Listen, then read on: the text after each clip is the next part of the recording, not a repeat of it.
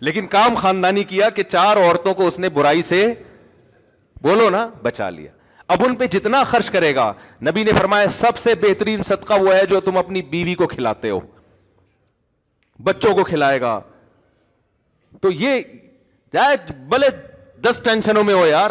امام احمد بن حنبل کہتے ہیں وہ آدمی جو نکاح نہیں کرتا, بچے نہیں ہیں, اور اللہ اللہ کر رہا ہے بیٹھ کے سکون قلب کے ساتھ, 2 رکعت کی نیت مانتا ہے, انتہائی خشوع و خضوع. امام احمد بن حنبل کے الفاظ کو میں اپنے الفاظ میں بیان کر رہا ہوں کیونکہ ٹینشن ہی نہیں ہے.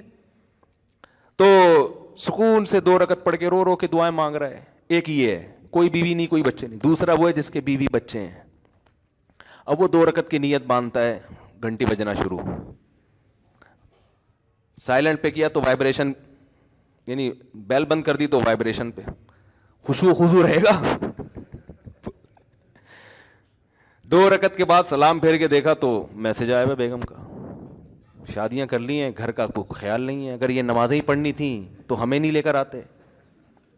آج مجھے گھر والوں نے ڈبل روٹی کے لیے بھیجا. اپنا واقعہ بتانے میں کوئی حرج نہیں ہے, حقیقت اپنا واقعہ. یہ میرے بھائی گواہیں, یہ دوست ہیں, یہ گواہیں.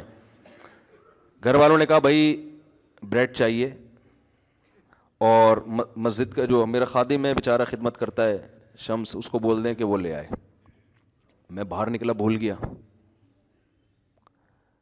پھر میں گھر گیا, گھر والوں نے کہا آپ کو ڈبل روٹی لینے کے لیے بھیجا. میں نے کہا بالکل ذہن سے نکل گیا. اب میں گیا تو دیکھا شمس بھائی جمعہ نہانے کے لیے گھسے ہوئے ہیں.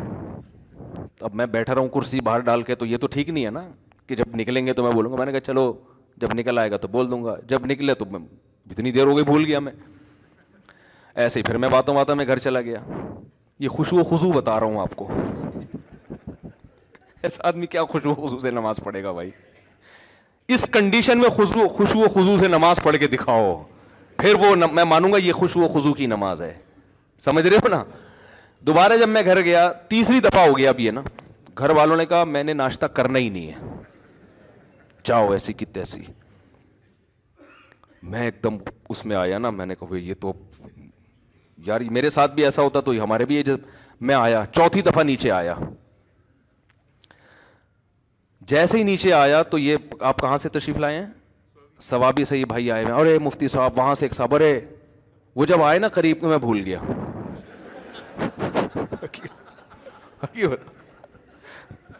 حقیقت بتا رہا ہوں. میں آیا اپنے دفتر میں بیٹھا, لیپ ٹاپ پہ کچھ کام تھا. اب میں سوچ بھی رہا ہوں یار ہوا کیا ہے میرے ساتھ, یہاں تک کہ 1 بجا ہے, اور جب میں نے فون دیکھا تو گھر والوں کا فون آ رہا تھا. بس جو میری کنڈیشن ہے وہ ان کو پتا ہے. میں نے کہا میں تو فون اٹھانے کا میرے اندر حوصلہ نہیں. میں نے کہا آپ ڈبل روٹی لے جاؤ, گھر کے دروازے پہ رکھ کر دھاڑ دھاڑ دھاڑ دروازہ بجا دو. اور میں نے یہ سوچا کہ اب ٹوپی کے علاوہ میرے پاس کوئی کام ہے نہیں, اب ٹوپی کیا کرائیں گے, یہ مجبوری ہے بھائی. اب میں صاف صاف تھوڑی کہہ سکتا ہوں بھول گیا. بھائی ایسے کیسے بھول گیا یار؟ حالانکہ ہمارے گھر کا ایک سیٹ اپ بنا ہوا ہے, مہینے کا راشن آتا ہے, وہ سب سیٹ اپ بنا ہوا ہے. کبھی کبھار اس کی ترتیب ہٹتی ہے تو پھر ایڈجسٹ کرنا مشکل. گاڑی کا ایک ٹائر اگر زیادہ گھس جائے تو الائنمنٹ آؤٹ. اب الائنمنٹ صحیح کریں گے تو پھر وہ خراب ہو جائے گی. ٹائر نیا ڈالیں گے تو وہ پرانے والے زیادہ گھسے میں, یہ والا تو وہ ادھر سے, اب وہ ایڈجسٹ کرنے میں جب ترتیب آؤٹ ہوتی ہے نا. تو میں نے کہا بھائی میرے اندر تو اب ہمت نہیں ہے, میں جاؤں گا خام خواہ میں گھر میں الٹی سیدھی باتیں ہوں گی. جمعے کا ٹائم ہو رہا ہے, میں غصے میں یہاں کے بیٹھوں گا تو یہاں بھی وہ ڈبل روٹی کی باتیں شروع ہو جائیں گی پھر. تو اب آپ ایسا کرو, دروازہ بجاؤ اور پتلی گلی سے نکل آؤ. میں جب گھر جاؤں گا تو میں بولوں گا کب سے رکھی ہوئی ہے بریڈ گیٹ پر. یہی میرا, اس میں جھوٹ نہیں ہے. کب سے رکھی ہوئی ہے مجھے خود نہیں پتا کب سے رکھی ہوئی ہے, ایگزیکٹ ٹائم تو معلوم نہیں ہے نا. وہ بندہ دروازہ بجا رہا ہے یار, کب سے رکھی ہوئی ہے. تو یہ میرے ذہن میں پروگرام تھا کہ بھائی ٹوپی بندے پہ ڈال دو.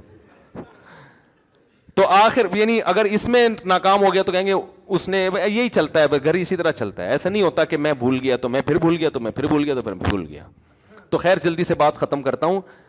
تو بس 2 رکعت امام احمد بن حنبل فرماتے ہیں کہ جس کے بال بچے ہوں وہ ان کی فکر میں ہو, ان کو کھلانے پلانے کی فکر میں ہو, ان کے ذمہ داری پوری کرنے کی فکر میں ہو, تو وہ اس کی 2 رکعت اللہ اس پہ ثواب اس کو زیادہ دے. تو کیونکہ وہ نیچر پہ چل رہا ہے نا, پادری پن تھوڑی ہے کہ جنگلوں میں نکل جاؤ بس اللہ اللہ کرو بیٹھ کے. تو اصل جو قرآن کے احکام ہے نا, جس میں وراثت کا حکم ہے, سود سے بچنے کا حکم ہے, بہنوں کو وراثت دینا, کسی کا مال ناحق نہ کھانا, جو کام آپ کے ذمے لگا ہے وہ دیانتداری سے ادا کریں.